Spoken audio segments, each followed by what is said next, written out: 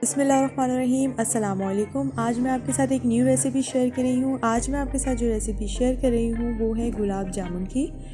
जी हाँ, ये बहुत ज़बरदस्त और मज़ेदार से बनने वाली रेसिपी है और सबसे बड़ी बात ये बहुत जल्दी बन जाती है। तकरीबन 20 से 15 मिनट के करीब आपकी ये रेसिपी बनकर तैयार हो जाएगी। आज मैं आपको जो सिखा रही हूँ वो ब्रेड गुलाब जामुन है और इसकी ज़्यादातर जो इंग्रेडिएंट्स हैं वो घर पे ही होंगे, जिससे जो मेन इंग्रेडिएंट है वो है जैसे गुलाब जामुन के लिए ब्रेड। तो चलिए अपनी रेसिपी को स्टार्ट करते हैं और देखते हैं कि किस तरह से बनने वाली है। तो यहाँ पर मैंने 4 ब्रेड स्लाइसेस ले लिए हैं।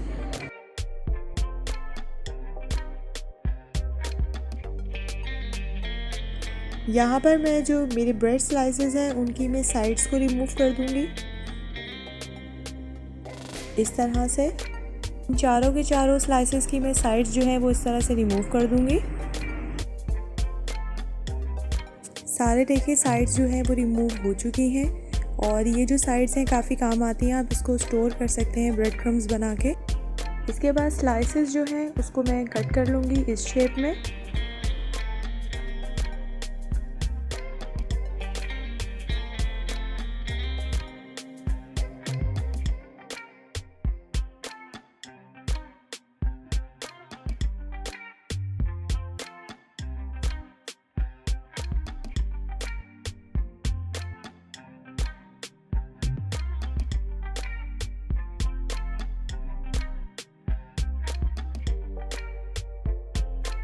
ये देखिए मेरे स्लाइसेस जो हैं वो प्रॉपर तरीके से कट हो चुकी हैं।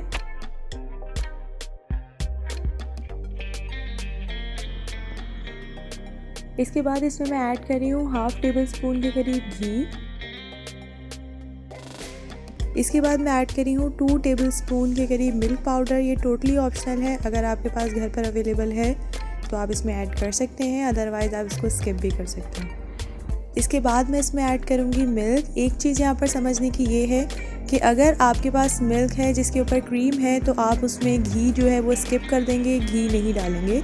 जैसे मैंने जो दूध डाला है उसके ऊपर क्रीम नहीं थी तो इसीलिए मैंने इसमें हाफ़ टेबल स्पून के करीब घी ऐड किया था। अदरवाइज़ अगर आप लोग क्रीम वाला मिल्क यूज़ कर रहे हैं तो आप इसमें घी स्किप कर देंगे।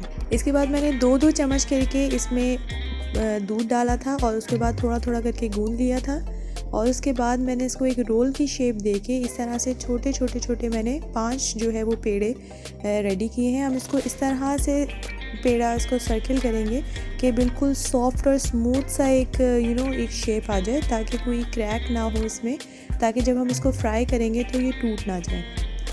उसके बाद हम उसको रेस्ट पे रख लेंगे तकरीबन 3 से 4 मिनट के लिए, जब तक मैं अपना शीरा स्टार्ट कर देती हूँ बनाना। उसके लिए मैंने 1 कप के करीब पानी लिया है और 1 कप ही चीनी डाली थी और उसके बाद मैं इसमें डाल रही हूँ 2 इलायची जिसको मैंने तोड़ के ऐड कर दिए।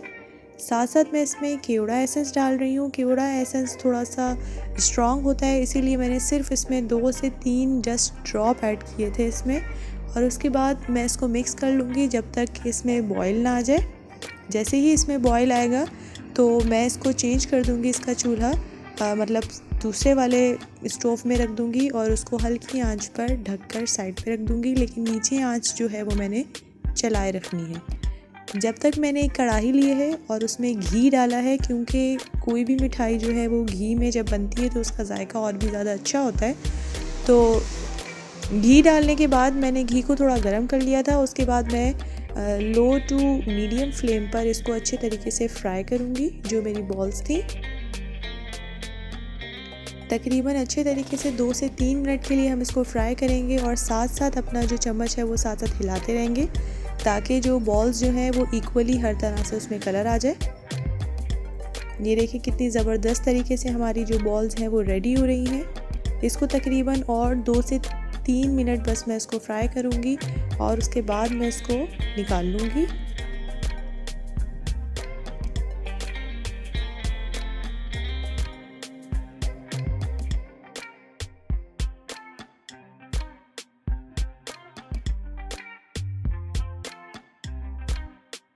ये देखिए हमारी गुलाब जामुन अच्छे तरीके से फ्राई हो चुकी हैं। अब इसका जो एक्स्ट्रा ऑयल था वो मैंने इसका निकाल दिया है और अब मैं इसको गरम शीरे में ऐड कर रही हूँ। नीचे से मैंने चूल्हा जो है वो अभी तक जलाए रखा है मीडियम टू लो फ्लेम पर और इसको अच्छे तरीके से हम लोग पकाएंगे गरम गरम शीरे में, ताकि जो शीरा है वो उसके अंदर तक जज़्ब हो जाए।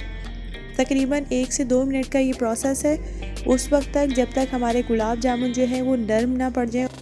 इसको मैं बार बार थोड़ा थोड़ा हिलाती रहूँगी और मैंने नीचे जो है फ्लेम थोड़ा normal medium to low flame पर रखा हुआ है। इसके बाद हम स्पून से इसको चेक करेंगे, अगर गुलाब जामुन हमारे नरम पड़ रहे हैं तो हम नीचे से फ्लेम ऑफ कर देंगे। जी तो देखें यहाँ पर गुलाब जामुन जो है वो थोड़े नरम हो रहे हैं, तो मैंने फ्लेम ऑफ कर दिया था और इसको ठंडा होने के लिए रख दिया था।